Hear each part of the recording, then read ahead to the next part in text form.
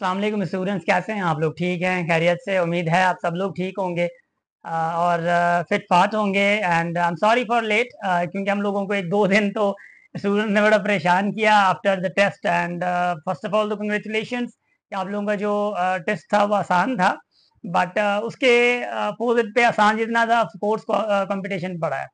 इस वीडियो में we will discuss about your result and जो फेज वन का है और eligibility for phase two and कौन कौन अप्लाई कर सकता है, टेस्ट कैसी होगी आप फेज टू की आप लोगों की। एंड उसके बाद जो है आप लोगों का रिजल्ट ऑफ कोर्स कब आएगा, इस फेज का या उस फेज के साथ आएगा, ये चीज भी होगी। एंड उसके बाद ये है कि आप लोगों को जो क्योंकि ज्यादातर स्टूडेंट ये हैं कि सर हमारी रिजल्ट ये है, हमारा ये है, हमारा स्कोर ये है, तो बताएं कि कहाँ पे हम लोग पास हो सकते हैं। जो कि हम लोग बहुत बार बता भी चुके हैं अपनी क्लासेस में भी, रिकॉर्डेड लेक्चर्स में भी, और ऐसे सेशन में भी थी, और लाइव सेशन में भी मैंने बड़ा इसको ना ज्यादा कवर किया है कि भाई पासिंग रेशो क्या है या क्या है, किस हवाले से। ठीक है, तो लेट्स स्टार्ट। सबसे पहली बात तो यह है कि आप लोगों का ऑफ कोर्स जो रिजल्ट है, ठीक है ना। अब याद रखिएगा, हम जो भी आप लोगों को बताते हैं फ्रॉम माय साइड या मी एकेडमी साइड, जो भी आप लोग इन्फॉर्मेशन पहुंचती है वो कभी भी हम अपनी तरफ से नहीं देते। मेक श्योर, ठीक है ना। यानी मिसाल के तौर पे अब आज मैं ऑफ कोर्स आईबीए गया और सारी इन्फॉर्मेशन कलेक्ट करके आप लोगों के सामने हूं मैं, ठीक है ना, ये चीज। अब मेन बात रही, कुछ लोग कह रहे हैं कि रिजल्ट जो है फेज वन का, जो आप लोगों ने 23 जून को आप लोगों ने टेस्ट दी और माशाल्लाह ठीक है, आज हो रही, ठीक है ना। अब मसला ये है कि ठीक है, अब रिजल्ट कुछ लोग कह रहे हैं कि भाई दोनों का सेम आएगा, कुछ लोग कह रहे हैं कि भाई बाद में आएगा, कोई भी चीज है। तो हमारी एक्सपेक्टेशन के मुताबिक जो रहा, जो मैंने कहा था हमारी एक्सपेक्टेशन के मुताबिक, उसी मुताबिक ही आज आईबीए वालों ने वही बात की कि देखें, हमारा एक्सपीरियंस तो ये कह रहा था कि भाई टेस्ट से पहले रिजल्ट आना चाहिए ताकि पता चले। वही हुआ, आईबीए वालों ने वही एज अ कोर्स इंफॉर्मेशन आप लोगों को बता दें कि रिजल्ट जो आप लोगों का विद इन 10 डेज लग जाएगा, यानी आप लोगों का फेज टू से पहले रिजल्ट आ जाएगा। मेन बात ये आती है कि सर ठीक है, रिजल्ट आ गया, ठीक हो गया माशाल्लाह, आपकी 70 मार्क्स हैं लेट। अब हमसे तो वो 40 वाले पूछ रहे हैं कि सर हमारा काम हो जाएगा नहीं हो जाएगा, और 70 वाले रो रहे हैं, ठीक है ना, क्या अब पता नहीं अब बड़े क्या होगा। अब लेट मी टेल यू, देखें सबसे पहली बात तो यह है कि प्लीज फिर दोबारा सवाल ना पूछिएगा, कंप्लीट ये सुनने बेहतर है। कि सबसे पहली बात तो यह है कि अगर आप लोग की 70 मार्क्स भी हैं, हम नहीं कह सकते कि you are on the top, ठीक है ना, हम नहीं कह सकते कि you are top listed student. But ये है कि याद रख लीजिएगा, क्योंकि अब 2000 स्टूडेंट से, अब 2000 में से जरूरी नहीं है कि आप टॉप लिस्टेड हों 70 वाले। देखिए, as per experience, as per expectations, हम आपको ये बता सकते हैं कि 70 प्लस स्टूडेंट्स जो हैं उनका चांसेस अच्छे हैं, ठीक है ना। स्पेशली कंप्यूटर साइंस के लिए या बीबीए के लिए या लेट अकाउंटिंग के लिए, इनके लिए चांसेस अच्छे हैं। मगर बात यह है कि हम फिर भी श्योरिटी नहीं दे सकते। एंड उसके बाद एक चीज आप लोगों को मैं ये बता दूं कि round two is very important for you. वजह यह है कि अगर आपने राउंड टू में, अगर आप आपके इस वक्त 65 है, राउंड टू में इंशाल्लाह अगर आपका स्कोर जो है 70 आ गया, तो ऑफकोर्स आपके चांसेस बढ़ जाएंगे। अब ऐसा भी नहीं है कि आप 65 उठाते हैं और आपका रिजल्ट अल्लाह ना करे कि इतना टफ आता है क्वेश्चन। ये भी डिस्कस करते हैं कि पेपर कैसा होगा आप लोगों का फेज टू का, उसकी एक्सपेक्टेशन भी आपको बताता हूँ मैं। अब यह है कि ऐसा नहीं है कि अभी आपका 65 था तो आपका 60 पे चला आया और फिर आप बड़े मसले में आ गए, ऐसा नहीं होता। अगर है भी सी अगर ऐसा, तो बेबसना नहीं है, आपका रिजल्ट आपके आपके हाईएस्ट स्कोर के मुताबिक बनेगा। भाई आप अगर पास होने वाले होंगे तो 65 के आपको पास कर दिया जाएगा। और अगर आप लोगों को ऑफकोर्स कहा जाए कि भाई इस डिपार्टमेंट में आपको नहीं दिया जा सकता, आप दूसरा डिपार्टमेंट ले लो, तो ये भी आप लोगों को अपॉर्चुनिटी पूरी में आप लोगों को, जब ये ओरिएंटेशन प्रोग्राम होता है, इनका फर्स्ट डे होता है, डॉक्यूमेंटेशन होती है जब इनकी, डॉक्यूमेंट वेरिफिकेशन जब मतलब करते हैं, ये वेरीफाई करते हैं जब, तो उस टाइम आप लोगों को ये अपॉर्चुनिटीज देते हैं कि भाई आप कोई डिपार्टमेंट उठाओ, इस डिपार्टमेंट के लिए आपकी मार्क्स इनफ नहीं है, तो ये तब ये हो पाता है। दूसरी बात कि ये तो रिजल्ट का मैंने बता दिया कि 10 डेज में आएगा। उसके बाद ये है कि आप लोगों को जो मार्क्स का है कि ये चीज आप लोगों को कर दी गई। अब मसला ये है कि फिर भी वही एलिजिबिलिटी की बात चलती है कि सर फेज टू के लिए हम एलिजिबल हैं, फलाना एलिजिबल है, इंटर वाले एलिजिबल है, फलाना एलिजिबल है। यार कॉमन सी बात है, अगर फेज वन के लिए आप एलिजिबल हैं तो फेज टू के लिए भी एलिजिबल हैं।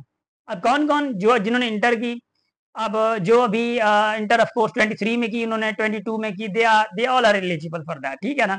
अब उसके बाद आप लोगों के पास फॉर्म फिल किया हुआ है, ठीक है ना। अब करना क्या है, अब कुछ लोग कह रहे हैं कि सर हमारे पास तो मतलब ना आ ही नहीं रहा फॉर्म, ये चीजें हैं। तो देखिए, ये कभी कभार वेबसाइट का इशू होता है, फॉर्म्स ओपन हो चुके हैं, लगभग 400 500 छोकरे जो है ना, वो लड़के लड़कियां जो है वो फिल कर चुकी हैं, ठीक है ना, फॉर्म फिल भी हो गए हैं, फॉर्म यहाँ पे आ भी गया है उनके यहाँ, तो यानी ओपन हुआ है तो फिल हुए हैं। अच्छा, अब मसला ये है कि जब आप फिल करते हैं, क्योंकि यू आर नॉन एक्सपीरियंस ना, आपके पास कोई एक्सपीरियंस नहीं है, तो इस वजह से आप परेशान हो सकते हैं। जैसे ही सेम लिंक ओपन करते हैं तो वहां पे फेज 2 का आएगा और जनरल फेज आएगा, ठीक है, फेज 2 का मगर जनरल फेज का। अब फेज 2 जनरल जो है, अब क्योंकि पहले हुआ करता था 2 फेजेस, तो आपको एक फेज होता था, तो यानी एक फेज दूसरा इंजीनियरिंग का, इस फेज में सारे अप्लाई कर सकते हैं, मेडिकल या कोई भी, इलेक्ट्रिकल इंजीनियरिंग हो, मैथ्स हो, बीबीए हो, सीएस हो, बीएड हो, अकाउंटिंग हो, सारे मीडिया वाले, ये सबके लिए है, ठीक है ना।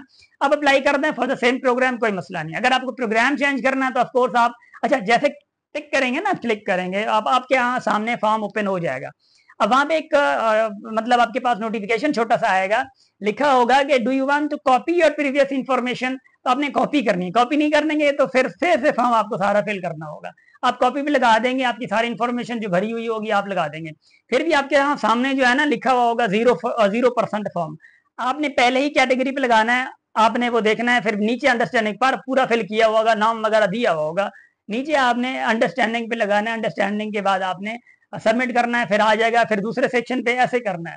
जस्ट ये 2-4 मिनट का काम होगा, आप ये करेंगे फॉर्म आपका फिल हो जाएगा, और 100% वाउचर आपने मतलब डाउनलोड करना है और फिर प्रिंट करवा के पे करना है, जैसे आपने फेज 2 में किया।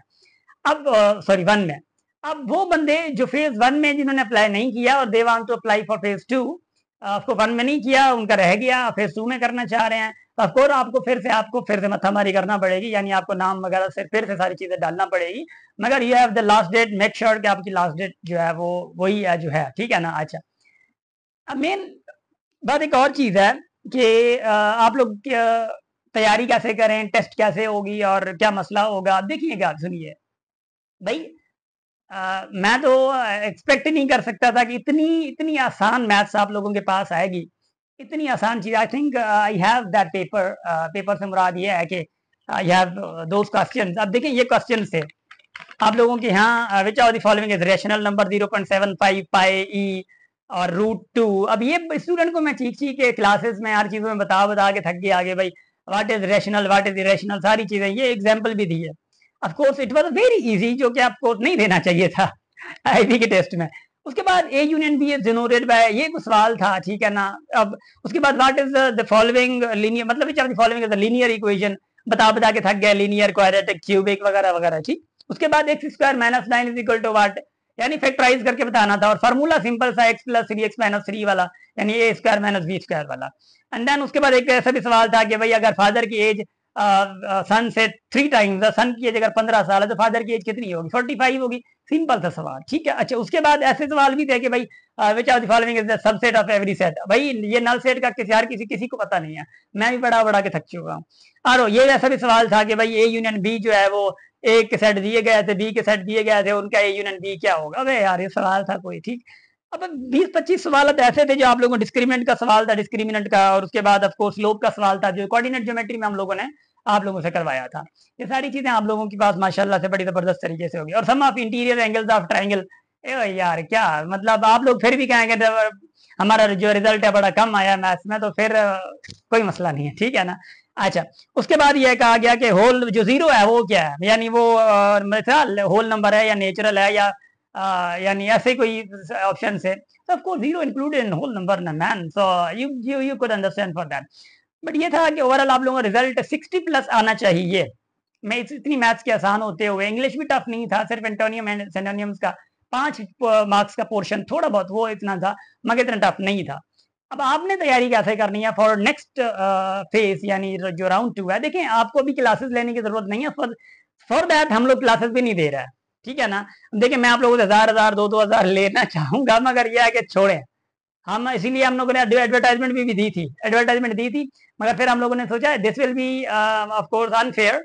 अगर हम लोग एडवर्टाइज दे के भी अगर 10 दिनों में हम करवा लेते हैं, तो हम 10 दिनों में मैं नहीं सोच रहा कि हम करवा पाएंगे, ऑनेस्टली स्पीकिंग मैं नहीं सोच रहा हम करवा पाएंगे, इतना बड़ा कोर्स होता है, और फिर ऑफ कोर्स लगभग 16 टॉपिक्स होते हैं, और आप समझ रहे हैं कि भाई बस ये लिमिटेड टॉपिक्स में ये करवा दे, ऐसा नहीं होता। आईबीए वाले हैं, वेरिएशन इनकी ऐसी होती हैं कि लग पता जाता है।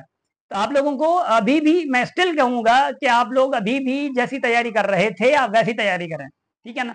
जरूरी नहीं है कि ये जो सेट आ गया, ये सारी चीजें आ गई, अभी अगर एज प्रॉब्लम या इन चीजों को टच ज्यादा नहीं किया गया तो माइट भी पॉसिबल कि आप टच कर लें और आप लोगों को लग पता जाए। तो इस चीज का थोड़ा आप लोग मेक श्योर करेंगे, जैसे तैयारी कर रहे हैं आप वैसी ही तैयारी करेंगे, यानी एडवांस लेवल बेसिक को तो ऑफकोर्स आप लोगों को आनी चाहिए, ये बेसिक थी बिल्कुल। अगर आपको एडवांस जैसे तैयारी कर रहे थे ऐसी तैयारी करें। बाकी है कि देखें आप फेज 1 के लिए तैयारी की, अब फिर भी तैयारी करना चाहेंगे, अलग से क्लास लेना चाहेंगे, तो I think this will be great loss for you. आप इतने इतने घंटे आप अपनी क्लासेस में लगा रहे हैं, फिर भी वही कॉन्सेप्ट आके घूम रहे हैं जो आपने पढ़े हुए हैं। बट कोशिश करें आप खुद स्टडी करें, और आप लोगों का ये आता है अब, वही स्टडी के बाद आप लोग उस पर ज्वाइन करें, ठीक है ना। यानी आप वही अप्लाई करें, और जो नहीं आ रहा ग्रुप्स में जो डिस्कस करें। ग्रुप्स हमारे मी अकेडमी में बने हुए हैं, ग्रुप सारी चीजें हैं हमारे पास, ऑफकोर्स आप लोग मसला नहीं होना चाहिए, ठीक है ना। ये चीज एक। अब मेन बात आती है कि फेज 2 का भी रिजल्ट, भाई देखें फेज 2 का अलग रिजल्ट लगेगा, उसकी जो है अलग एक आप लोगों के लिए क्राइटेरिया बनेगा।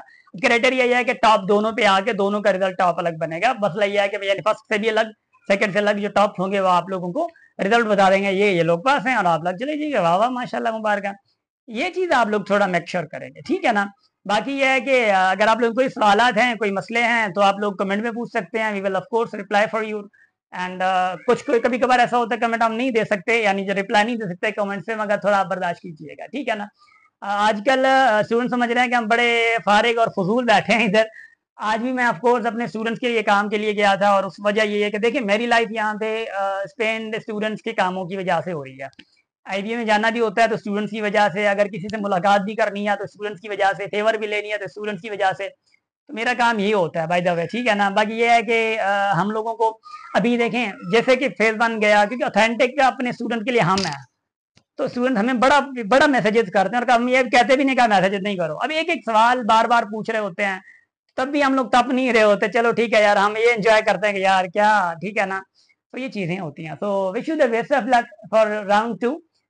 ये ना पूछें कि टॉपिक कौन से होंगे, सेम ही टॉपिक्स हैं जो राउंड 1 के लिए हमने भी तैयारी कराई थी, दूसरों ने भी ऑफकोर्स आप लोग हेल्प आउट किया।